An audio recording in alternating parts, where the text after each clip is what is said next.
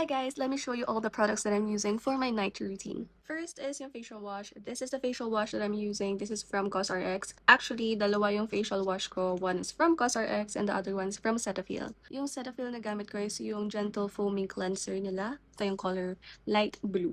Then for my toner, I'm using the Lux Organics Aqua Lock Essence Toner nila. I've been using this for almost a year na or 2 years na ata. Sobrang gaan ito sa mukha.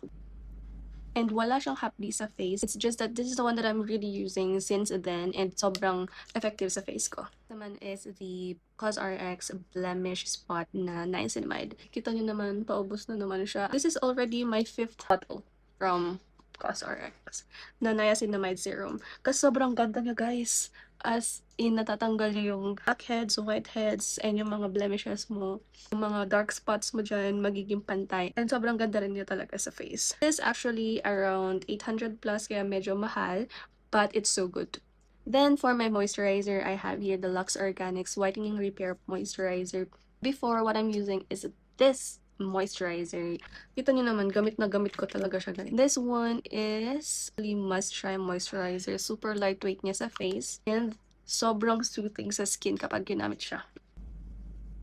And what I really like about this product, it's that hindi siya sticky and hindi rin siya super labnaw na moisturizer and hindi siya heavy sa face. For my lips, I do have this lip balm. Bigay sa akin ni Babab. I don't know kung saan to nabili. Basta binigay niya lang sa akin.